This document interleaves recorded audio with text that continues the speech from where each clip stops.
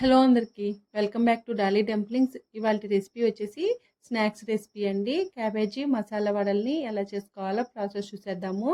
ఇవి ఈవినింగ్ టైమ్స్లో స్నాక్స్ గాను లేదా వెదర్ చాలా చల్లగా ఉన్నప్పుడు ఇవి వేడి వేడిగా సర్వ్ చేసుకుంటే చాలా టేస్టీగా ఉంటాయి. అలాగే ఎన్ని తింటామో కూడా అర్థం కావండి, అన్ని తినేస్తాము.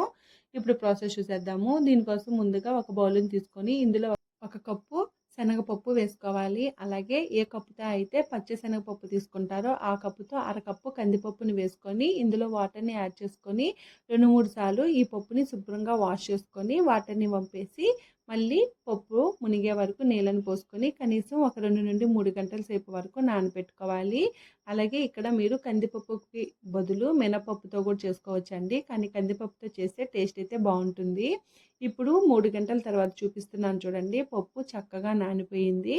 ఇప్పుడు ఇందులో నుంచి వాటర్ని డ్రైన్ చేసి తీసుకోవాలి. నేను ఇక్కడ వీడియో క్లిప్లో చూపించే విధంగా ఇలాంటి చిల్లీల గరిటెలో వేసుకొని పప్పులో నుండి నీళ్ళన్నీ వడగట్టి తీసుకోవాలి. నీళ్ళు అస్సలు ఉండకూడదండి. ఈలోగా మనం ఈ మసాలా వడ కోసం క్యాబేజీని కట్ చేసి తీసుకున్నాము. చూడండి, ఈ వడ కోసం నేను ఇక్కడ ఒక చిన్న సైజు క్యాబేజీని తీసుకున్నాను.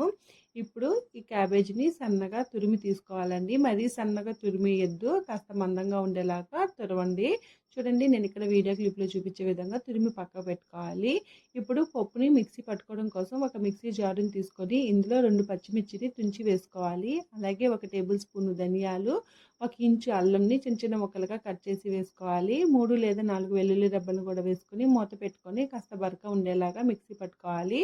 చూడండి, ఈ విధంగా మిక్సీ పట్టుకున్న తర్వాత మనం నీళ్ళని వడగట్టుకున్నాం కదా, ఈ పప్పును కూడా మిక్సీ జార్లో వేసుకోవాలి. అలాగే మిక్సీకి ఎంత సరిపోతాయో అంతే వేసుకోవాలండి.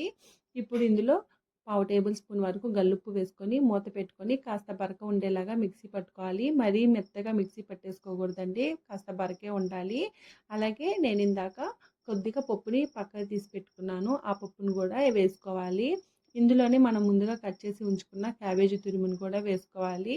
అలాగే 1 టేబుల్ స్పూను చిల్లీ ఫ్లాక్స్ని వేసుకోవాలి. ఈ చిల్లీ ఫ్లాక్స్ని అసలుకి స్కిప్ చేయొద్దండి. మీ దగ్గర ఒకవేళ లేకపోతే మనం పచ్చిమిరపకాయలని మిక్సీ పట్టుకున్నాం కదా, ఆ స్టేజ్లోనే 2 ఎండుమిరపకాయలు వేసుకోండి.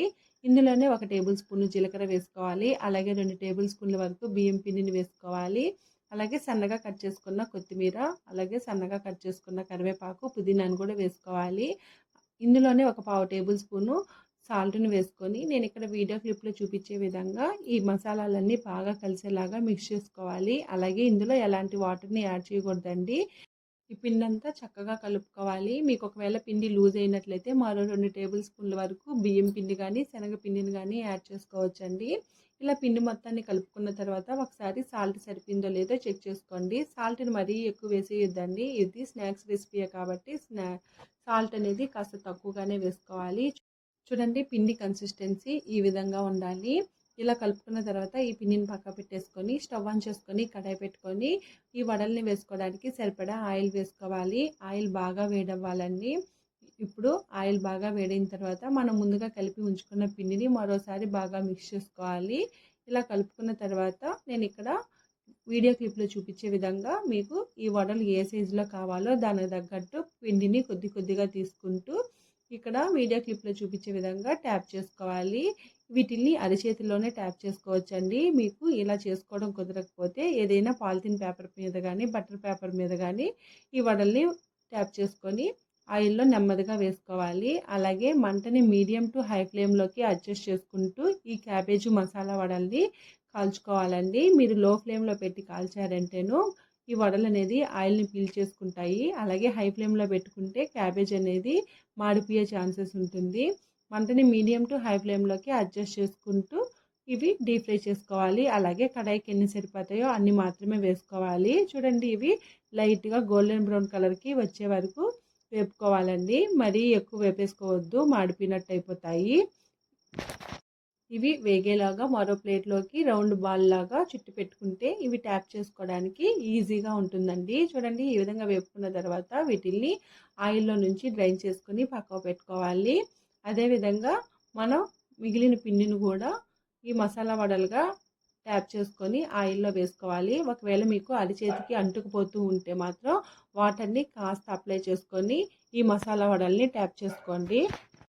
వీటిల్ని ఆయిల్లో నెమ్మదిగా వేసుకొని మంటని అడ్జస్ట్ చేసుకుంటూ గోల్డెన్ బ్రౌన్ కలర్కి చేంజ్ అయ్యే వరకు వేపుకోవాలి. అంతేనండి, మసాలా క్యాబేజ్ వడలు రెడీ అయిపోయాయి. వీటిల్ని వేడి వేడిగా సర్వ్ చేసుకుంటే టేస్ట్ చాలా బాగుంటుంది.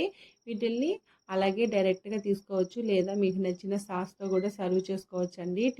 ఈ క్యాబేజు మసాలా వడలు టీతో పాటు సర్వ్ చేసుకున్నా కానీ ఇంకా బాగుంటుందండి.